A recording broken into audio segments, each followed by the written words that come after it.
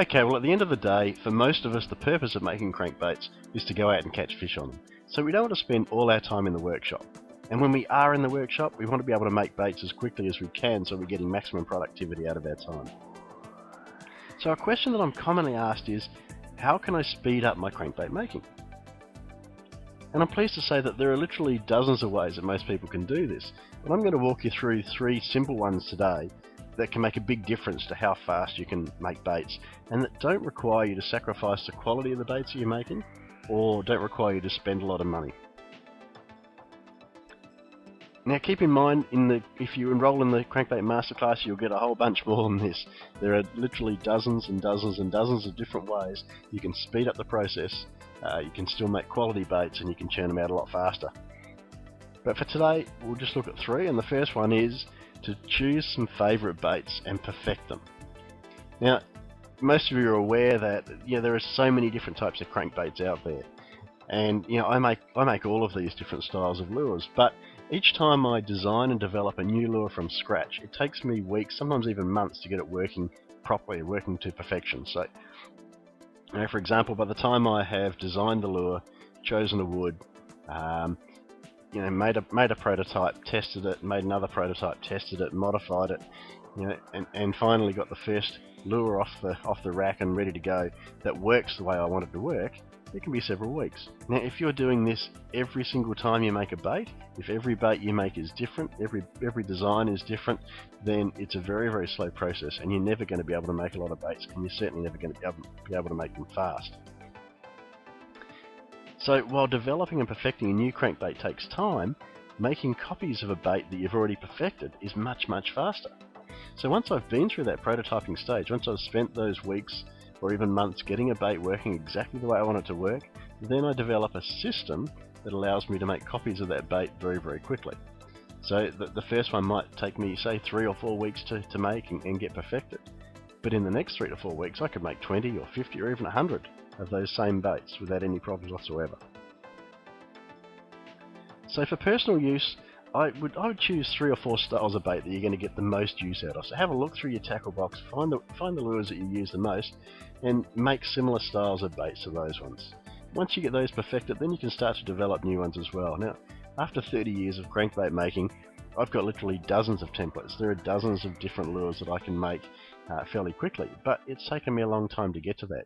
And once again, if you do enroll in the masterclass, you'll be given dozens of templates that you can use, so that will make the process a lot faster for you. Now, if you're looking at setting up a custom bait business, you're wanting to sell some lures online or at the markets or whatever, then I would start by choosing 1 to 2 styles of lure that are going to appeal to your market, that are going to be useful to your customers, and I'd probably make those in 2 or 3 different sizes.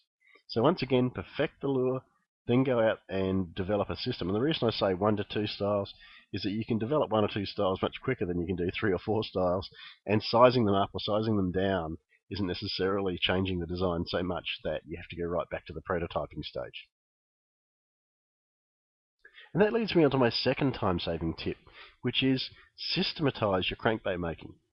If you start by carving a block of wood, and then you fit hardware to it, and then you prepare it for painting, and then you paint it, and then you fit hooks, and then you fit the diving lip, it's a very slow process. Whereas if you cut 50 blocks of wood, and you shape 50 blocks of wood all at the same time, and you prepare 50 blocks of wood for painting all at the same time, and then you paint 50 lure bodies, and then you fit hooks, it's a much more efficient way of doing things. So you can churn out lures a lot faster. You can also make them a fair bit cheaper if you do it that way as well, because there are economies of scale that you win on. And then my final time-saving tip for this video is to make some jigs that will allow you to undertake certain processes a lot faster.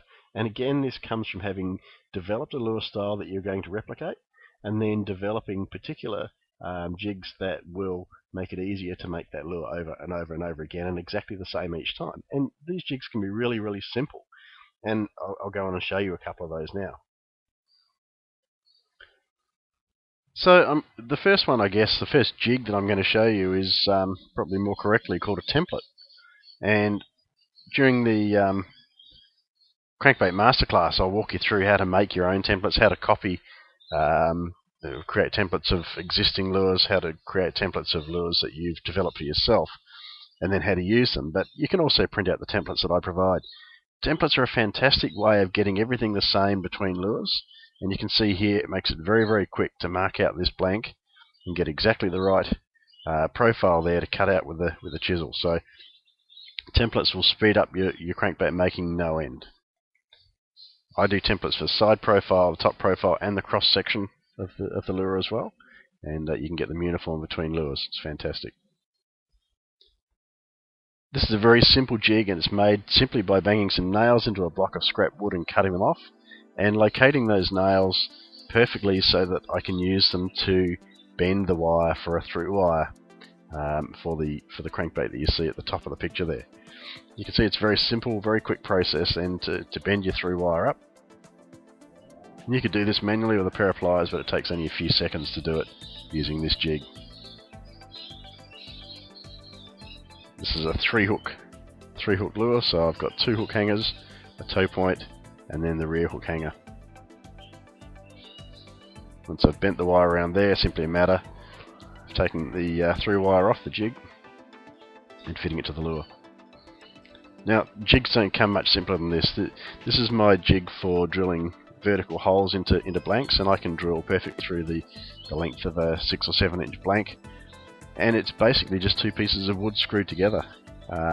Just being very careful to get everything perfectly straight and at right angles. And you can see here I've drilled a hole part way through this blank. Next I'm going to turn the blank around and drill through from the other side. From the other end, I should say. There's the hole perfectly centered.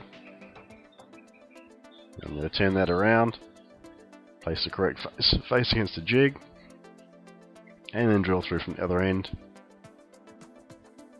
Now I can drill dozens of blanks in the space of a half hour to an hour. It's very quick with this jig, and it's a very simple jig to make. That particular block of wood was just a lump of scrap. It's been in my workshop for a couple of years, so really the cost of that jig was just about nothing.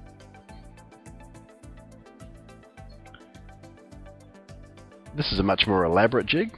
This is a rotational drying jig, and what it allows me to do is to coat lures pretty heavily with paint or with clear coat, and then by putting them on the rotating dryer, instead of the paint running or creating dags or dripping, it basically creates an even coating all over the lure.